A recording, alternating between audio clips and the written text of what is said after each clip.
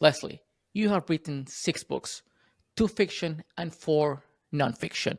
What is the art behind a good storyteller? How do we become great storytellers? Mm, that is a loaded question. I think like to be a storyteller kind of always starts with a theme. It really is what am I trying to learn? What am I trying to do? What is the inner transformation that's occurring from me, within me? Where am I now?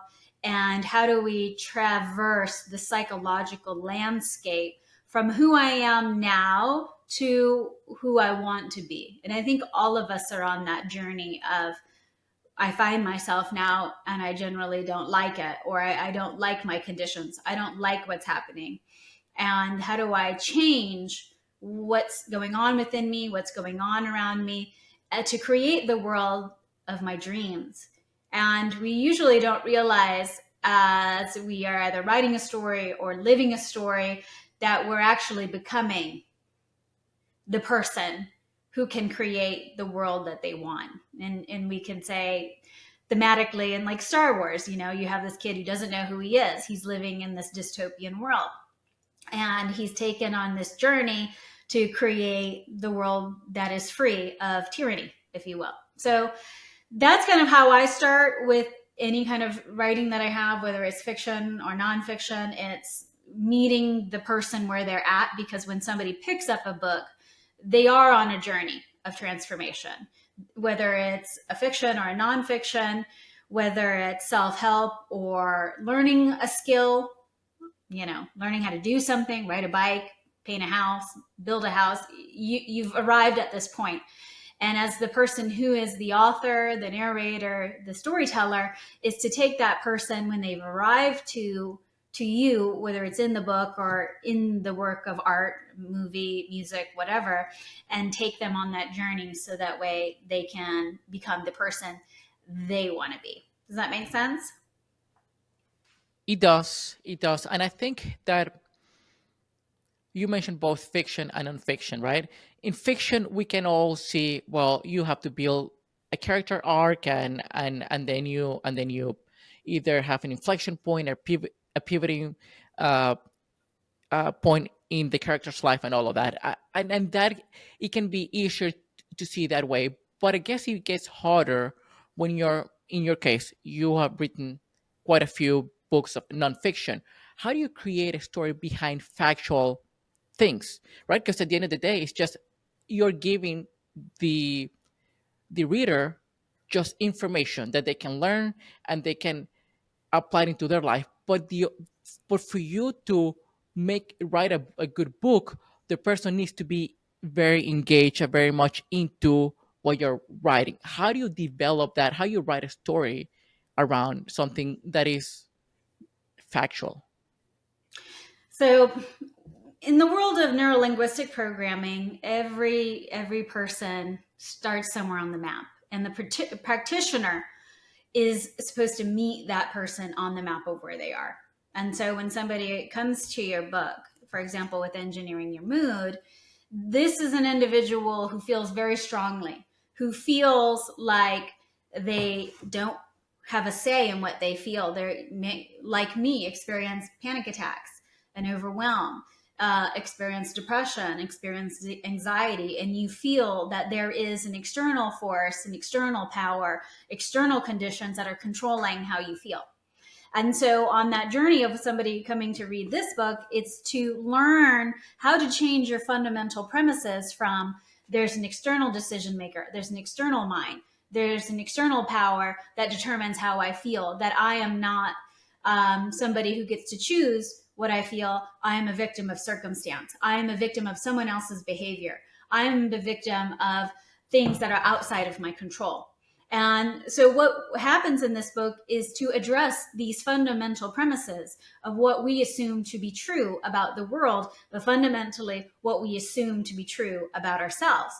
And so, when we go from this place of feeling I am out of control, I am a victim of circumstance, I am subject to other powers, to actually, I am the ultimate power, I am the person who can choose. I am in control of my mood. I get to choose my mood, and I get to choose my choices and my actions. You're moving that person from a different identity to a new identity, a different premise to a new premise. And so you're moving somebody along this path, and you're structuring the book. In my case, it's a book, mostly it's moods, desirable moods and undesirable moods. But the first part of the book, which is about 90 pages, is really about addressing these false premises that we have that make us believe we have no control whatsoever of how we feel and how we experience life. And then once that person can identify these false premises and move forward to some desirable moods, like my favorite is the opposite of frustrated is progress. When you feel like you're frustrated, you feel that there's an external block stopping you from achieving whatever it is that you want to achieve. But when you're in the mood of progress, it doesn't matter what exists outside of me. I am the essence and the spirit of progress, and nothing can stop me. So when you take that different paradigm, and especially in the self-help genre, you're moving somebody from this old identity to this new identity. And you're doing that by challenging their premises, what they believe and assume to be true.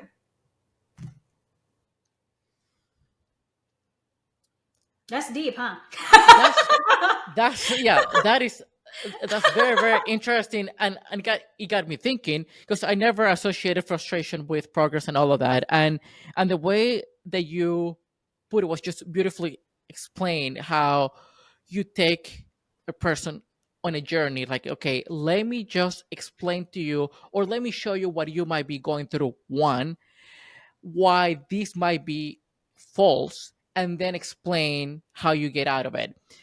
One of the things that fascinates me about, especially because I read all kinds of books, but mostly nonfiction books, right? It's just that the author could easily just give you, I wouldn't say a to-do list, but hey, here's what you should do. This is what you could do. And it could be a book like 10, 15, 20 pages long. In Right. fact, even if you see books like The War of Art are very short, or Do the Work, they are very, very short. And you can see, okay, it's very concise, and there's not a story behind it. But how effective those books are, I don't know. You need to change the person's mindset, and you do it through storytelling. Right. In that case, given the fact that nowadays people attention spans have shortened a lot, and this is for both your content creation side of the, say, business, or your writing, how do you keep people engaged when everyone, after either after 20 pages reading or after 5 seconds on a video, if they're not engaged, I'm moving on? Right. I think that it's it, from a trade point of view. I think that's a very good question. And having written so many books and continue, I'm working on two right now. It's how you also structure that information. I think written material is, first of all, it's difficult to sell because somebody has to buy it in order to check it out most of the time, or subscribe or something. There has to be that buy-in. Where social media, it's free. The person who's making the money is the platform, because they're profiting from the advertisements. But to specifically answer your question in terms of how to structure and package the material, I learned something from all these years of coaching clients. You got 15 minutes or less to educate somebody on something, to tell them why they should change and break it down and help them to do it. You got 15 minutes or less. And it's funny that you asked that, because I can show you with all of my books, actually. With my workbook, It Pays to Be You, which is the job search and career change workbook. It's not small. It's big. It is a lot of pages. It's over 330 pages long. But the thing about this is that it's broken up in 4 sections. So you have sections where you're learning 4 core attributes of somebody who's in control of their career.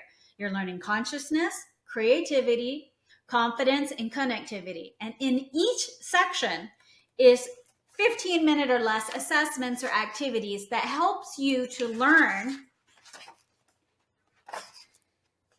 to identify the purpose of this activity, to understand the purpose of this activity, and the skills that you will take away simply from doing it, just from doing it. So from a business point of view, I completely understand what you're saying. Attention, it's expensive. It costs a lot of money to get. But once you get it, you gotta be effective with how you use the person's attention while they're working through it. With the money formula, 15 minutes or less, how to change your relationship in 7 steps in 15 minutes or less. It's how it is. I learned that from coaching clients for 14 years, how to be able to work somebody through something, because their patience, the reason why their patience is so low is because they're in pain. And when you're in pain, you don't have patience. You want change and you want it now. And you want somebody who's on the other side to show you how to get through it quickly.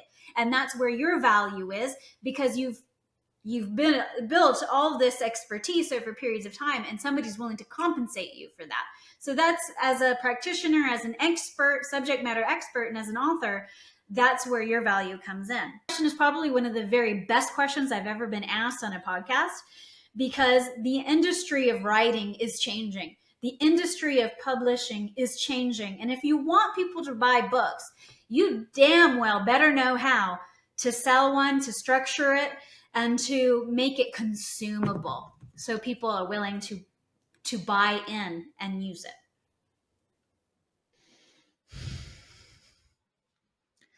See, I liked every example that you gave with different, whether it was fiction and nonfiction. But one of the things you said that really resonated with me is especially when it comes to the nonfiction genre, you have people that, as you mentioned, in pain, right? In pain, and they want to change in their life, and they want it quickly.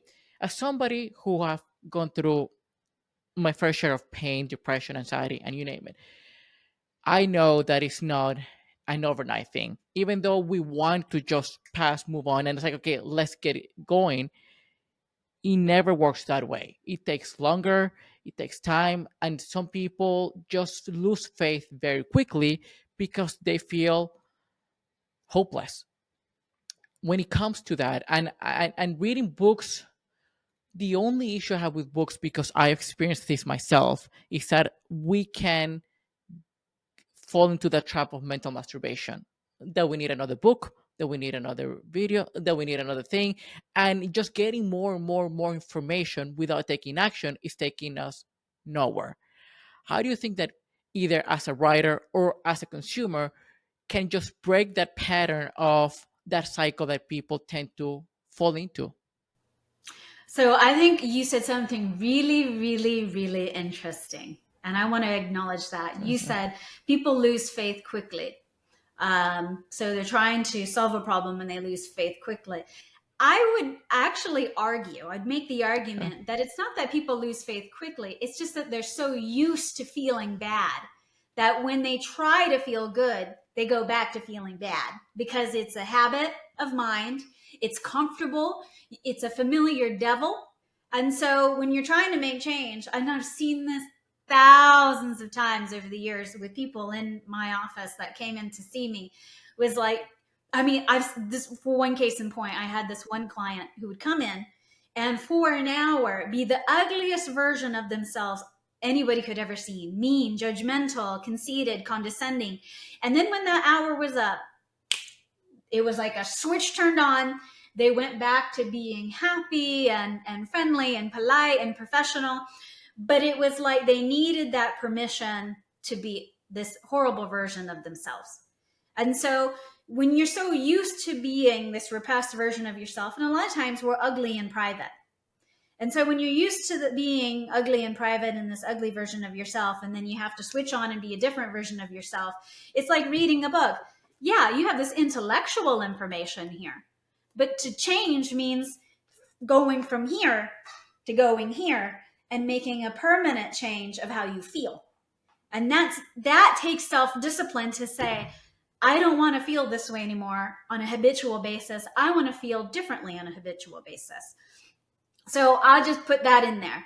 And then the other thing about mental masturbation, I think that that's a very insightful question. I have probably 1,000 self-help books, not because I'm trying to solve a problem per se, is that I want to learn more and understand more. But there is a habit of mine, and I'm writing a memoir about that, is how we create this identity that we're fixing something, constantly fixing something, whether we're fixing the past, a memory of the past, or we're trying to avoid something like a mistake in the future. And so this concept and this identity, I'm constantly trying to fix the problems of my life, to save the world and save others from themselves.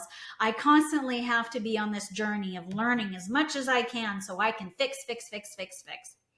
And so the goal in my work and in my own self-reflection is to stop seeing the world as something that needs to be fixed, our memories as something to be fixed, ourselves as something to be fixed. Yes, examine it, and to step into the space in between what you're observing and who you are, and just be there and be aware of it and to recognize what's happening. But there is this habit of constantly in the self-help, we're trying to help. We're trying to help ourselves. We're trying to help our memories. We're trying to help our society. We're trying to help other people. We got to stop trying to help and just be. And that takes some self-discipline and a change of identity of going, okay, well, I'm not a helper and a fixer anymore. I'm just being. I'm just being now. And that's okay to be. And that's hard. Yeah, I mean that's the understatement of the year. That's quite the understatement. He's very, It very, is an very, understatement, isn't it? very. Even what I say to you now, I feel I'm bastardizing it, because you can only experience it. You can only experience that shift of identity and go, I don't have to fix or help or solve anybody anymore. I can just be there. I can be there for you. I can see you. I can accompany you, but I don't have to get sucked into the drama. And that is a different place, and it's a different kind of power that words can't even express. Yeah, and that voice in your head can get loud when you're trying. That voice gets loud. But it's funny that you mentioned about the mood, about when we're so used to suffering, when we're so used to feeling pain. I'm now reading a book, Joe Dispenza, Breaking the Habit of Being Yourself. And even though I was aware of certain things that he talks about in that book, the fact that he mentioned that our body runs sort of automatic processes, emotions, that even if you're not thinking about anything, I can get anxiety attacks or just deep sadness out of nowhere. But it's not that I need to feel that way, or it's not that I deserve to feel that way, but the body's so used to that you have to be aware enough to just challenge that feeling and say, no, I'm not going to go back to it. But it is so soothing. That pain is so soothing. It's like so comfortable. You're such, it's home. So hard. It has happened to me a couple of times where my body really wants to go there, and I really want to feel protected in my own pain. But then the mental effort I need to make just to not fall into that trap is a lot. But you just said it. I am protected in my own pain. And that, my friend, is called a secondary gain. That right there, that's what you're getting from the pain. It protects me. I mean, that's a whole nother episode in and of Yeah. itself. But to acknowledge, as you're telling the story, the moral and the theme, my pain protects me. I mean, we can go back even deeper, Yeah. but we don't have to. It's very Freudian or even Jungian to go back into the symbology and the origin of all this. But the concept of engineering your moon is if there is pain, what is the source? And if there is no other source but me, then who's creating this pain? Ouch! Got to look in the mirror. What 100%. In fact, there's this phrase from Alain de Botton that to me is just like, okay, that's the truth. He said, sometimes you're not suffering because you deserve to suffer, but because you're far too familiar with the feeling of suffering. Hmm? And as you said, it's your own self, but it's hard to create that awareness, especially when you spend 10, 15, 20 years within that, it's not that you're going to be suffering 20 years, it's not that you're depressed for 20 years or in pain for 20 years, but it's a constant emotion, it's a constant feeling in a way that comes and goes every other month. So it's your identity now. It is. It is a function. How you feel is a function of your identity, which is why in Engineering Your Mood, I challenge your identity. If you are not a person, black, white, gay, straight, conservative, liberal, whatever, and you are just formless, shapeless awareness and a life-giving force, you are not form but substance, and you give form to everything around you that you experience, and you give structure to everything you experience, then you can change how you feel on a daily basis, because you're just formless, shapeless awareness. You are a life-giving force, and whatever you give life to expands.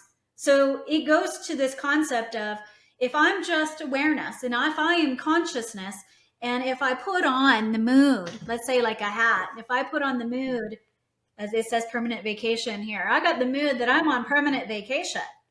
That sure is a lot different than if I were to take it off and say, I'm working right now. But it challenges your premises. Your premises are the hat, and we put them on. I'm not lovable. I'm lovable. I'm ugly. I'm beautiful. Well, if we take on these premises and we assume them to be true about ourself, the person that we're trying to create, and that the self is merely a construct, the ego is merely an image, and we can change it by what we assume is true from one day to the next, which is why I challenge your premises. Challenge what you believe. Examine your beliefs, and attack them, not yourself, but attack them and say, is this true? Is this real? Then by really acknowledging what is real and what is not real, then you're actually chipping away at what is not reality and what is an illusion. And the more and more you begin to meet your true self, the self you want to be. And as a result, life begins to outpicture and mirror the true version of yourself. Joy and happiness and peace. These are not just moods, they are your nature. And when you eliminate from yourself all the lies that you've believed, then you really get in touch with who you really are. And as a result, those feelings, those moods are merely an expression of you being in touch with your identity. I know what I'm saying is so abstract, and it breaks down more into the book, but it really is a chance to challenge, who am I? What do I believe? What stories am I telling about myself? And is it time for all of that to die so the true version of myself can be born and I can finally live? I totally understand what you're saying. I totally understand the concept. Totally understand the idea behind it, and I've applied some of it to my life. But sometimes I see people close to me, whether family members or friends, that I guess the problem with society nowadays is just we're way too distracted. We don't have enough idle time, board time, where you can process and think about all of this. But outside, besides having that huge problem, you know, we all know that we live in a different reality. It's like our perceptions shape our reality, and our perceptions come from experiences we had, like both good and bad, and our bring-ins. And our brain creates a story around an event that happened to us in order for us just to understand it. That's it. The problem is, as you said, that many times these stories are not true, and those stories cannot even be, many cases are about ourselves, but in other ones it's about society, it's about how we see the world. What happens when you spend decades believing a story that is almost like, in your mind, is common sense, everyone believes that, and how do you can challenge something that you don't even see as a story? Mhm. So the first thing you said is that, the biggest challenge, I don't want to speak to that because I thought it was very insightful, is short attention spans. There's only one thing that amplifies everything or dies it down until it doesn't exist anymore, and it's attention. And the people who are very successful in managing and controlling the direction of their attention are the ones who can do anything. Because that's the only real superpower there exists, is where am I putting my attention? Because wherever my attention goes, it's like in snowboarding, wherever the eyes goes, the body follows. So you're always going to go exactly where your eyes go. And we see this with elections. We see this with propaganda. We see this in marketing. It's whoever buy the most amount of attention, who can buy what's in front of my attention all day long, is probably going to get me to act on it. It's going to get me to vote. It's going to get me to buy. It's going to get me to do. So the ability for an individual to change their life really sums up to, where are you putting your attention? If your attention is on that comfortable negative mood, the mood that you don't even desire, but you're so used to putting your attention on those thoughts, those stories, those memories, those feelings, those emotions, those sensations, those experiences, sorry, baby, but you're going to amplify them, because that's the image you see in the mirror, and that's what you're going to see. So that's the biggest point, and I bring that in engineering your mood, is how able are you to control your attention, and if so, what are you focusing on? And that's the work. It really is the work. And then, in terms of what was the second part again? What did you say? This, the second part that is related to the first one is, when you believe a story that is no longer a story, it's just almost ingrained in your brain. It's almost part of your Yes. identity. I can give you an example of, let's say that in my mind, uh, I can only be successful if I'm a piece of shit, if I'm ruthless, and do all of that. And my brain is going to find evidence that supports that belief. But in my mind, I never see it as a story. I see it as reality. Right. It's a function. Your experience is a function of your identity. So, for example, I'll give you a story. This one time, I was referring a client to meet somebody else that I had known in business. And I said, "Oh, you're going to love this guy. He's a family man. He's very warm and social. And I've enjoyed my social time with him. I think you should meet." And so that client met that guy. And then they had a meeting. And I don't even know if anything ever happened or if they ever had a relationship. But that guy that I described as this family guy came back to me and quite aggressively say, "How dare you tell him that I'm a warm family man? Because you want to know what? I'm a shark." Okay. I didn't see him that way, but that's how he saw himself. That's how he saw himself. That's how he wanted to conduct his affairs. That's how he saw everybody else. Chum that he can eat. He's a predator and everybody else is his victim. So for himself, he had created that identity of, I'm a shark and I'm in this great big ocean of business and I'm a shark and I'm going to just chew everybody up. And so that's when I talked about in engineering your mood and the other works that I have, is that how you see yourself changes your interactions with people. It's like me with the fixer and the helper. If I'm fixing, if I'm helping, then everybody's constantly asking for my help, and for me to fix for them and to solve for them. And what am I doing with my attention? Focusing on problems all day long, surrounding myself with people who are helpless, surrounding myself with people who are broken. And once I eliminated those presumptions that nobody is broken, nobody needs to be saved, nobody needs to be fixed, and everybody has the capacity within them to create and uncreate through the direction of their attention, then I allowed myself this new opportunity to be somebody else and to shift into that. But how? Because in your case, I can see in your particular experience. But let's talk about that guy who sees himself as a shark. That the only way that I guess in my mind, and I might be wrong, that in his head, in his mind, the only way that he can be successful is if he believes that he's a shark and everyone else believes he's a shark as well. That's right. But How can he change? I did not live according to the illusion that he created. I did not see that, because that's not the reality. The reality is he's not a shark. But he wants everybody else to buy into this identity. I'm a shark, so I'm the boss. Do what I say and follow me. And it's just the simple, the metaphor and the story of Emperor's new clothes. The emperor goes to the the courtier clothes maker and says, make me this awesome outfit. And he's like, oh yeah, well, look. And he's cutting and pretending and going through the motions. And you are so handsome. And the guy's walking through town and the little kid's like, why is that guy naked?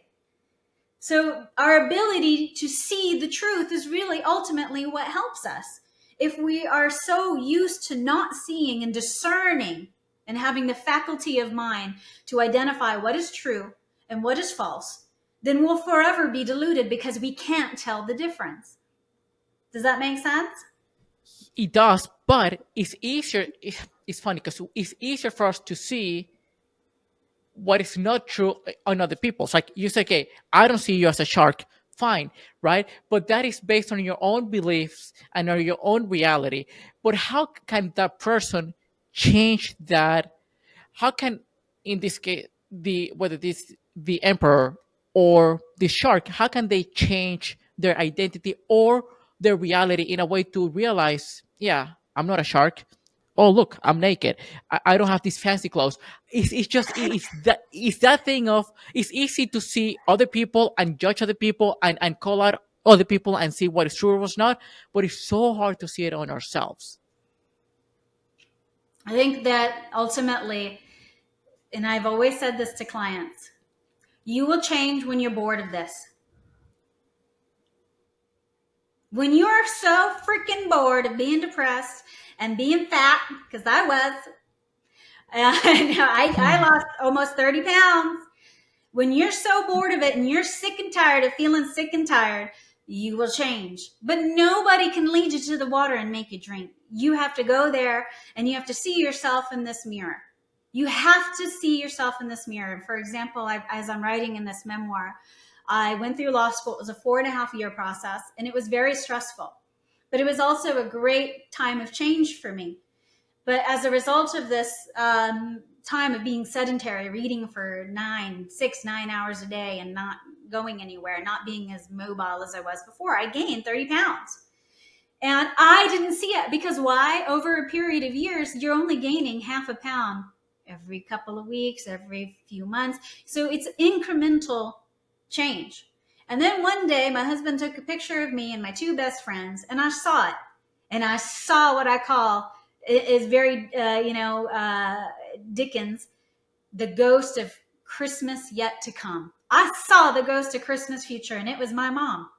And I was overweight, and I had glasses on, and I didn't look like my true self, how I felt myself to be. And I saw it. But until you have that experience where you see yourself in the mirror of life, or in my case, a photo, and you don't recognize it, it doesn't matter if somebody says, hey, Les, like my husband, he never said I was fat because he's smart. Yeah. But he was like, he'd take pictures and I go, you don't know how to take pictures. Why do I keep looking fat? You got the wrong angle. But until I saw it, and I was sick and tired of being sick and tired, nothing anybody could say or do would change how I felt. And then when you get to that point and you go, I do not want to end up like that. I do not want to be like my mom. Then you're ready to change. But nobody else can do it for you. And nobody else can make you see it until deep down inside you're ready to see it. I can take quite a few things from what you said. One, your husband probably thought, "I'm too young to die. There's no way I'm dying this young." Another thing you said that is true. You only gain, let's say, half a pound every 2 weeks, every so often, and whatnot, and you don't see Mm-mm. the how bad you get until, in some people's cases, it's too late. But even worse, it happens the opposite way. When you're trying to improve, you don't see any positive. It's like I love using this analogy, especially when I was in depression. It's like, to me, I had like a 10,000 pieces puzzle, right? And then let's say I had like 500 to 600 pieces already assembled, and every night I would put one more piece. The morning after, I wouldn't see, it's like it hasn't changed at all. So I would have to keep working, almost believing that eventually I will see the full picture, that I will eventually get out of the depression I was. But it would take a year or two until I can only look back. Oh, I can see now how much I've grown. How, using that same principle, that the progress for the better or for the worse take time and people don't see it, how can people stay consistent and keep working on improving when they might be in pain and they might be desperate, but they don't see any results right away? Oh gosh, I could use that in several metaphors and experiences from mine, but I'll talk about engineering your mood, where I went through postpartum depression. And in that state of postpartum depression, I understood why people commit suicide. I just get it. I get it by experience. I get it by feeling. You are dead to the world. You might as well just end it anyway. You're not even alive anymore. From the depths of your being, you're just dead. That's how I felt. I felt like I was dead. And the one thing that I heard during that time, and I talk about it in the book, is that you have one faculty of mind, and that is an exercise of power. And the only way that you can exercise any power that you have is through choice. And it's one choice over and over and over again. I will live, I will succeed, whatever that choice might be. In my case, it was I'm going to lose 30 pounds. I'm going to survive and live for my daughter. And the money formula is I'm going to make myself a millionaire. And every choice you make has to be like a heat seeking missile. Choice, choice, choice, choice, choice. That's the choice I'm going to make. I'm going to choose my health. I'm going to choose my wealth. I'm going to choose my success. And I felt like that in law school. It was 4.5 years. It was grueling. It was very difficult. You've got to learn 12, at least, 12,000 different rules. You have to pass examinations that are very difficult. And then you have to do all of these writings. And every day you're getting cut down. Your professors, you think that you're doing good, and no, they will just cut you down. So you have all of these seeming obstacles. And so I told students who are going through the educational process, you have to find out where you get it wrong, course correct. Find out, get it wrong, course correct. Get it wrong to get it right. Get it wrong to get it right. But ultimately making that choice that I will make progress, that I will achieve my goal. But if you're lazy and you're giving your choices to everybody else, your partner, your society, your economy, your parents, your whoever, and you're not making the choices for yourself, you might as well just give up, because you're giving all your power to somebody else, all your decision making authority. So whatever it is that you want, you have to decide that's what I want, because somebody, your parents or your spouse or your friends, could want you to be healthy and successful and fit and whatever. But if you do not make that choice for yourself, you will never get it, because that's universal law. You have to want it, not somebody else want it for you.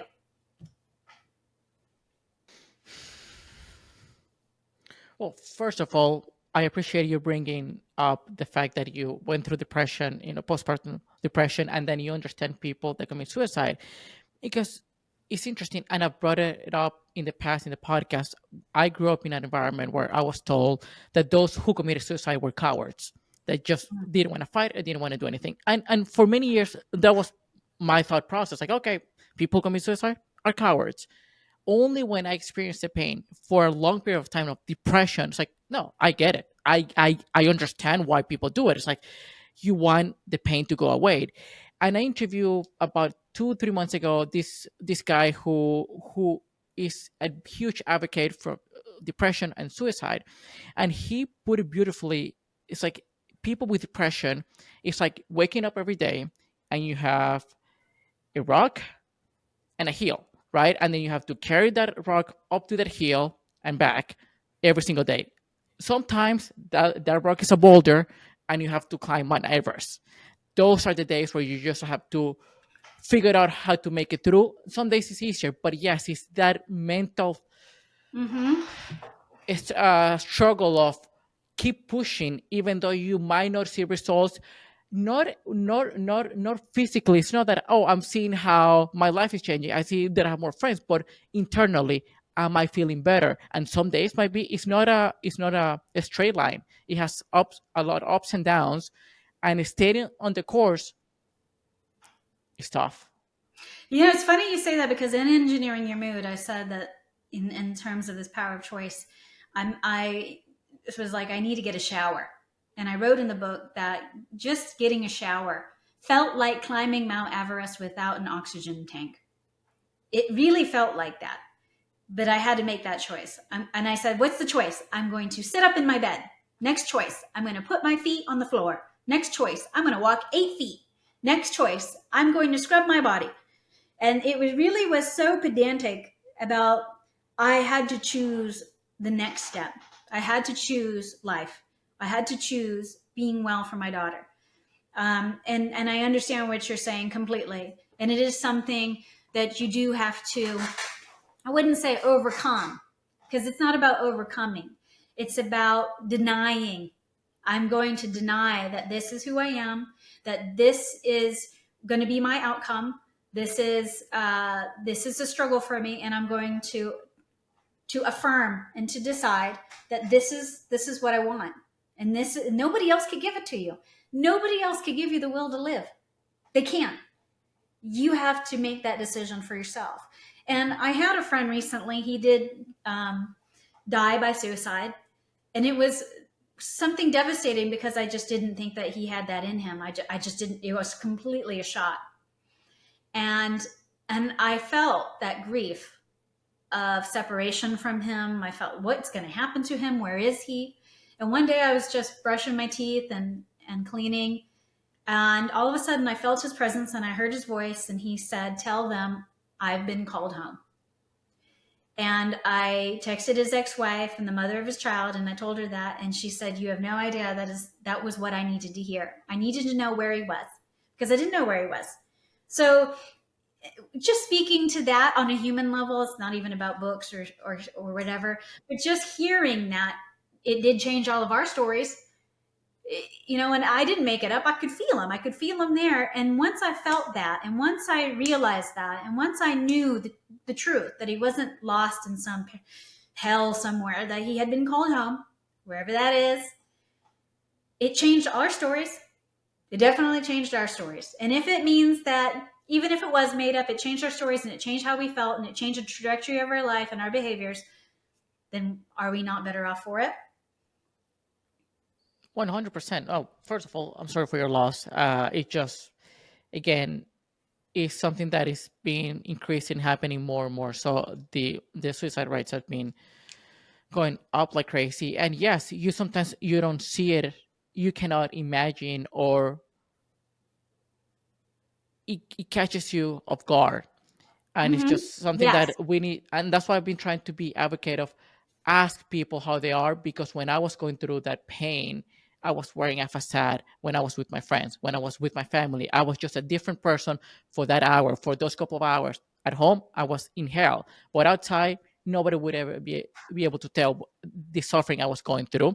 Maybe because we're men, we don't open ourselves up too much, and maybe that is, but what you're saying is true. It's just you want it to be, it's your choice to change. It's your choice to say enough is enough. It's your choice to say that past is not going to define me. Who I used to be is not going to define me. In fact, you can't move forward until you clean up your past, honestly. But once you're there, once you're at that inflection point of your life that say, okay, enough is enough. What's the process of changing your belief system, and how long can it take? I know every person is different, but to change your reality fully. I think it could take years. It could take however long it needs you to take. For me, just even the journey of losing all that weight and getting fit again, getting fit more than I'd ever been, even when I was younger. It really was this change of identity. I write in this memoir. It's not out yet. It's on its way. It's Mm. called Fat Ass. Not fat ass like a person who's a fat ass, but Yeah. fat ass. I had a fat ass.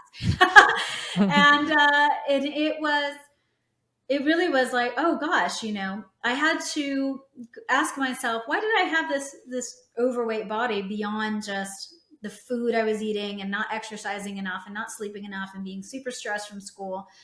And it hit me one day as I was going up a hill to see my friend who's a Benedictine monk. And I had bred cockatiels, and two of them were white. And it was very symbolic. I was bringing the two white birds to the monks on top of the hill. And as I was ascending this symbolic mountaintop to reach my truth, I did come to a truth. And all of a sudden, I felt those impressions of myself being pregnant, I have two children, nursing a baby, putting a baby over my arms. And I realized I had this body because I was always being ready to be pregnant again. And I realized that deep from within me that I was still holding out for a third child. And my husband was driving and I started weeping and I said, I realize now we're not going to have a third child and I don't need this body anymore. The way it looks, I don't need it. And that was when I decided I was going to take a new identity of myself. And I got to choose that. And I said, well, I'm talking to myself and I said, well, what kind of body would I like to have? And I said, well, I'm a cheerful kind of gal. I like to dance. I love to support people. I'm a cheerleader. And I said, that's it. I'm going to have the body of a cheerleader. And I closed my eyes and I imagined that I had the body of a, you know, you're in Texas, Dallas cowgirl, my hometown, a Jacksonville Jaguar cheerleader. And I just love that idea of being a part of a team, dancing, singing, celebrating, encouraging people to win. And I said, that's the kind of body I want to have: athletic, artistic, strong. And so I closed my eyes, and every day I imagined myself having that body. And it motivated me. I mean, I can't even say I forced myself to exercise. I just got up and I started doing it because that image I had in my mind is the new image that supplanted the old image of big boobies and a big belly and, nursing a baby with milk and, toddlers climbing all over me. I didn't have that anymore. I didn't need that anymore. So when you let go of that secondary gain, whatever need you feel needs to be satisfied. And you realize that this is who I can be now. And I get to choose that identity. I can close my eyes and I can see myself in the mirror with that body doing these things, feeling this way. Magically, you just start doing it because you've programmed your subconscious mind to say, this is what we're going to create. This is the new image that I am. And this is what we're going to do, because you're not the body. You're the substance that gives form. You're not the form.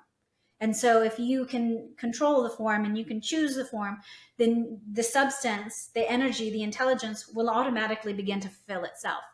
And that is metaphysical. I know that. And that's not something I can just say, do this X, Y, and Z.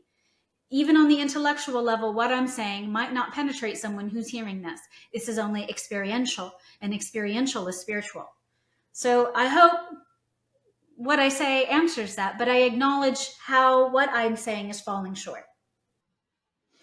Yeah, I guess what I would add to that is that it might not have happened in your case, but I think in most people's journeys, when they are shifting their identity, when they're becoming a new person, there's always that part of their body that wants to go back to safety, that wants to go back to their old self, because what is unfamiliar is uncomfortable. So it is hard to be comfortable with things that are not familiar to us, and we get scared and we get anxious. It's like, why am I doing this to begin with? Let me go back, and having that discipline of, this is where I'm going, this is new, and it's okay. Just like as we were stressed when we were learning how to drive, we at some point we thought, there's no way I'm going to learn how to drive, it's so hard, so complicated, and then it became easy. The same way that you have to trust and keep, as you said, having that image of your new self and believe it until your body feels the same way as your mind. Mm-hmm. Yeah, I mean, you said it very well. I mean, what can I add to that? I think you Yeah, did just, that well. it was just a thought. I mean, It that was was a thought. great. Appreciate Yeah, it. It was a thought coming from your own story and your experience. And Leslie, yeah. I've been having a very enjoyable time, and really a lot of good information and inspiring stories from you. But as a closing question, what are the failures you cherish the most in your life? Oh man, and I do reveal in my memoir, Fat Ass, a lot of that. Oh my gosh! And my favorite saying, and I say this across all my books, I say it all the time. There's nothing feels as good as knowing you were wrong. Ah, oh my God. There's, there's no greater feeling. If I could bottle it up and give it to people, I would be a billionaire. Because when you are so afraid, all you're saying is, I swear to God, please God, I hope I'm wrong. Because we want to be wrong. When we're afraid, it means that there's something we want to be wrong about. because we're holding on to something that we feel is true. I'm not good enough. People don't love me. I'm not going to succeed. I can't get what I want. The world's not a safe place. These are these lies we tell ourselves. And our fear is saying, honey, there's something that you wish you're wrong about. And so I talk about many stories. Oh, I really just reveal that I'm not this, hey girl, like know it all, got all the answers. I'm learning just like you, all the ways I got it wrong. And boy, most of the times people say to me, Leslie, what can I do to make more money? Money formula. What can I do to feel good? What can I do to get the career of my dreams? Most of the times, it's not about what you can do. It's all the things you need to stop doing. And do you have enough discipline to stop doing those things? Forget about all the things. I mean, it's like, how do I make more money? Well, how about you stop spending the money that you don't need to be spending? Oh, God, that's hard. Oh, what do I do to lose weight and get fit? How about not eating all those calories you don't need to be eating? It's not about what to do, baby. It's about what not to do. And so I talk about all the things I had to stop doing, all the things I had to stop believing that were making me sick, fat, and tired, and just stressed out. So that's the final answer I have is, what do I need to stop doing? Woo, can you discipline yourself to stop doing self-sabotaging things? Because it's a joke that I say in the book. It's like, we spend this glorious hour of self-care, and we spend 23 hours of self-sabotage. It ain't gonna undo it. So if you can learn how to stop self-sabotaging, just stop doing it. Refrain. Don't do anything at all that will hurt yourself. Hold yourself down if you have to. Then that will help you and set you up for success. That was a great answer. And yeah, it was. But here's the thing. One thing you said is true. We want an easy fix. We want to keep our lifestyle and having our easy fix. We want to. That's why it's not about how can I have more. I want to have more money because I want to keep spending money. I want to lose weight, but I want to keep eating. It's like, well, you need to sacrifice something, right? You need to sacrifice something, and not only the power of choice, but the power of discipline. Those who master them, I mean, they are set for life. Whatever they do in their life, if you can be disciplined and you can make the right choices, which, by the way, making the right choices is not easy because many times we don't know exactly what we're getting into. But yeah, just like that's a whole nother episode, ain't it? yeah, But you know yeah. what? You talk about the journey of self-help and mental masturbation. I think if we could flip the script a little bit and reframe it, it's really about self-mastery. It really is. Am I the master of myself? Am I the master of my mood? Am I the master of my thoughts? Am I the master of my feelings? Am I the master of my behavior? Am I the master of my diet? Am I the master of all the elements of my life that fulfill me and that create the life that I want? And if you cannot master your habits, if you cannot master the things that come right out of your mouth, if you cannot master your time, how are you going to master the world? How are you going to, you go from self-mastery to self-masturbation, whatever it is that make you temporarily feel good. And that's the opposite of self-help. It's about self-mastery.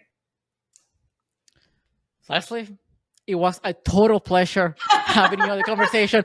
That was a great last point of making it how to we can become better and overcome the lack of action by just mastering our emotions, our actions, our behaviors, our thoughts, all of that.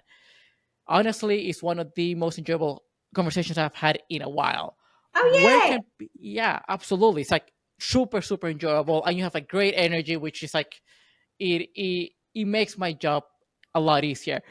Where can people find you, your books, uh, anything, and how can they keep up with you with what you're doing right now?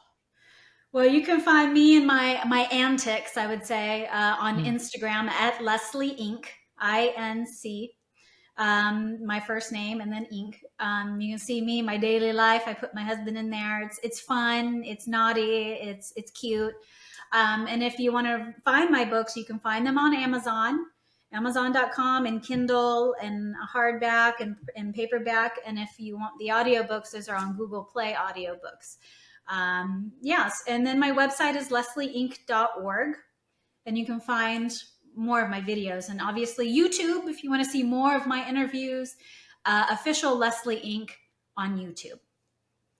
Perfect. Awesome. I'll be adding all of those to the video, the audio, all of it. Leslie, it was a pleasure, an absolute pleasure talking to you today.